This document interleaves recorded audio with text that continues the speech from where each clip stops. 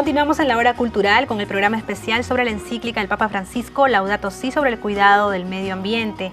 Y hemos preparado un informe especial que resume los principales puntos de esta encíclica dirigida a toda la humanidad, para tener un conocimiento mucho más cabal de este tema.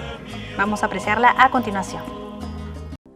Laudato Si, o Alabado seas, es la encíclica en la que el Papa Francisco alerta sobre el daño que le hace al planeta cada uno de sus habitantes y sobre el poder de los grandes líderes políticos para buscar acuerdos y evitar una catástrofe mundial a causa de la depredación de los recursos de la madre tierra.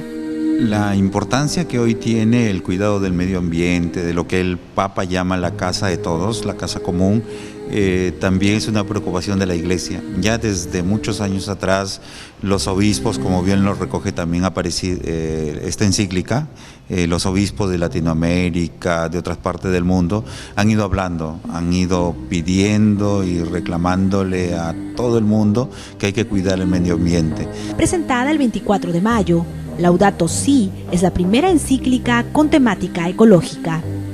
En sus 187 páginas y en 6 capítulos, repasa temas como la contaminación, la basura y la falta de planificación para el crecimiento de las ciudades.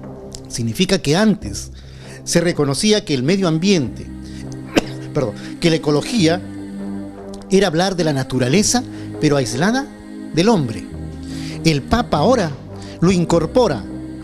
Los aspectos culturales, la educación, la tecnología, la ciencia, la producción, como elementos de la famosa ecología integral. La tierra, nuestra casa, parece convertirse cada vez más en un inmenso depósito de porquería, clama Francisco, tras incidir en los cientos de millones de toneladas de residuos producidos por año y la falta de una cultura del reciclaje. Estamos tratando de atacar ahora a la población adulta, ¿no? Sensibilizándolos, capacitándolos para que cambien de actitud y tengan buenos manejos de los residuos sólidos. En cuanto, por ejemplo, al tema de la contaminación atmosférica, estamos haciendo campañas de monitoreo de gases tóxicos, ¿no? En ciertos puntos de la ciudad.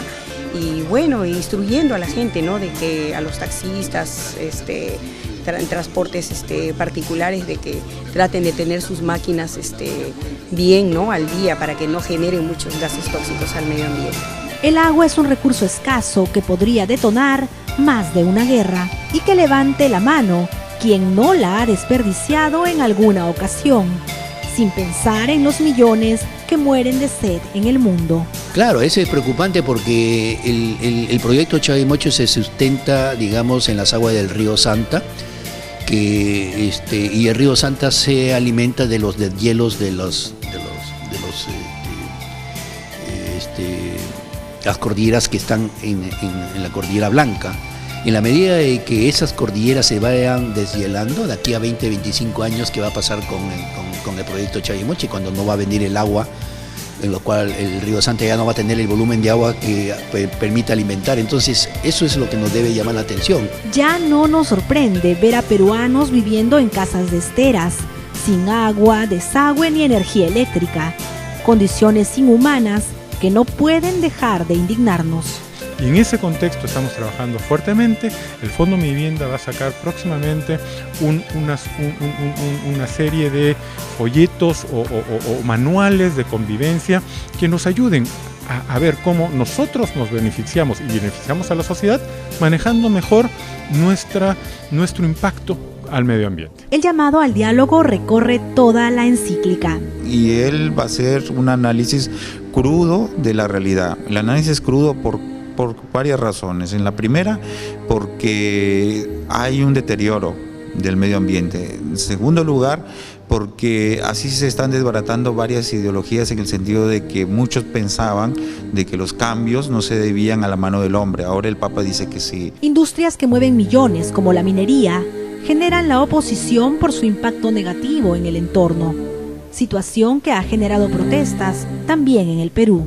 El diálogo podría buscar soluciones que beneficien a todos, recalca Laudato Si. Es decir, hemos pasado, desde mi perspectiva, esto no lo dice el Papa, pero asumiendo este análisis, yo digo, el poder de la tecnología, o sea, el poder de la innovación ha generado el poder de la contaminación. Muy bien, si este poder de la tecnología ha generado la contaminación, es responsabilidad de este que lo ha generado aliviar, plantear tecnologías para mitigar, para reducir los impactos negativos que produce la tecnología. Entonces, pensar en el futuro, tener la visión de futuro, porque si no cuidamos el medio ambiente, no cuidamos los recursos naturales, el crecimiento no puede ser sostenible. Con Laudato Si, el Papa Francisco actualiza un tema que nació con la humanidad. Su contenido llega a todos los que moramos en esta casa común.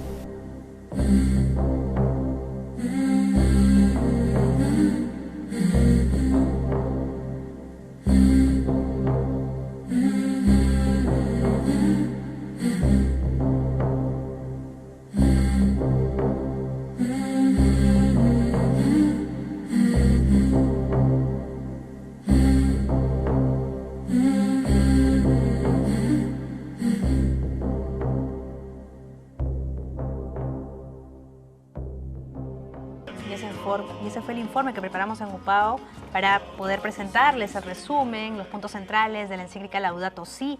Queremos hablar al respecto con nuestros ilustres invitados.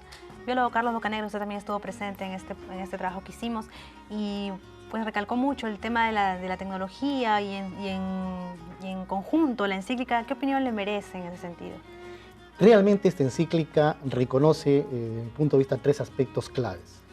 Primero, de que el hombre es parte del sistema, ¿no es cierto? Y como es parte del sistema, contribuye a su bienestar o a su deterioro, pero se enfoca el aspecto del deterioro, obviamente a través del industrialismo, de la tecnología, como lo he mencionado.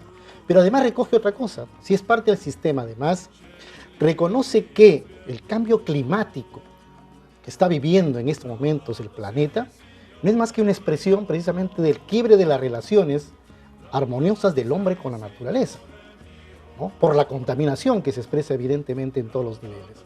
Entonces, y el tercer aspecto que yo recalco de esto es el reconocer que hay una deuda ecológica, ¿no es cierto?, muy seria de los países del norte, del hemisferio norte, sobre el hemisferio sur, los países que estamos en el hemisferio sur, ¿no es cierto? Y eso pasa porque debe haber, y él refiere el diálogo, a efecto de que esta deuda sea de alguna manera resarcida, porque de lo contrario, como él dice, está en juego nuestra casa común. Así es, y precisamente ¿por qué se produce esta desigualdad, esta brecha que es la realidad actual? Y bueno, siempre ha sido, ¿y en qué momento se produjo esta destrucción del hombre a su propia casa? Muy bien, algo muy importante para mí en el texto es que tiene un enfoque de conjunto, tiene una mirada holística y eso me parece que es fundamental cuando hablamos de algo tan complejo como el medio ambiente. Creo que eso hay que rescatarlo porque precisamente los enfoques especializados o los enfoques parcelarios, por no decir los enfoques limitados, a menudo puede ser que planteen algunas cosas interesantes, pero no estamos mirando el todo, no estamos mirando el conjunto. Y me parece que en el documento hay claramente un enfoque holístico. En segundo lugar, me parece que algo muy importante es que hay en verdad un cuestionamiento al modelo de desarrollo que impera en la totalidad de la faz de la Tierra y que tiene costos tan altos que ahí está, el Papa los enumera, porque hay todo un diagnóstico al respecto, ¿no? Entonces me parece que es muy importante ponerle atención a ese conjunto de factores que en particular quizá tendrían que ver con algunas actividades ya delimitadas. Digamos, todo el proceso de la industrialización, la revolución industrial, etc. Pero esa cadena, digamos, ha continuado y hoy las tecnologías siguen renovándose sin mirar precisamente el sistema, sin mirar el conjunto. Y a la vez me parece de enorme importancia también ver cómo el Papa está preocupado de cómo el impacto sobre el medio ambiente se traduce en pobreza para amplísimos sectores de la humanidad, aspecto que no se toma en cuenta, por lo general, en los estudios de impacto ambiental, porque los estudios de impacto ambiental están focalizados en el área de influencia más cercana, pero no estamos mirando el sistema precisamente. Entonces, yo destacaría esos aspectos, el enfoque sistémico, el enfoque holístico y la relación entre el manejo del medio ambiente con relación a la pobreza en el mundo. Así es, Padre Hipólito. Y bueno, este enfoque sistémico también podría ser complejo de leer, pero se ha destacado que tiene un lenguaje muy sencillo, fue escrita en español, el idioma nativo del Papa, que es argentino. ¿Y usted cree que este será un punto a favor para que pueda ser comprendido con mayor exactitud?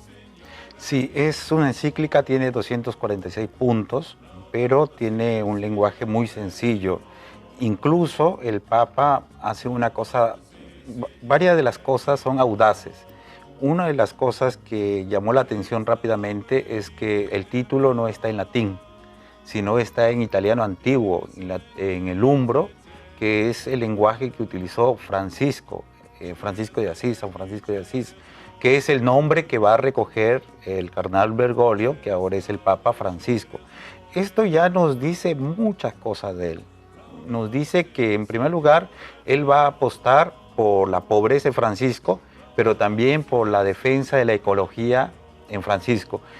Yo les invito a los que quieran acercarse a la encíclica, leer el poema de Francisco con respecto a las criaturas, que es el famoso Cántico de las Criaturas, porque muchos, y creo que tienen razón, han visto en la encíclica una extensión del Cántico de las Criaturas.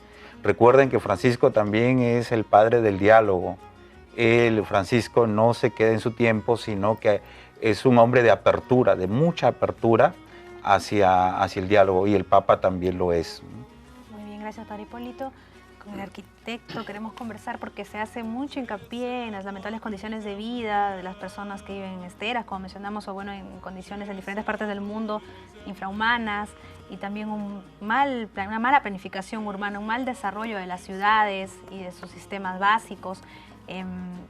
Esto es parte de la función de las autoridades también, pero cómo cada uno puede también buscarse vivir en una comunidad más armoniosa, en un espacio más agradable.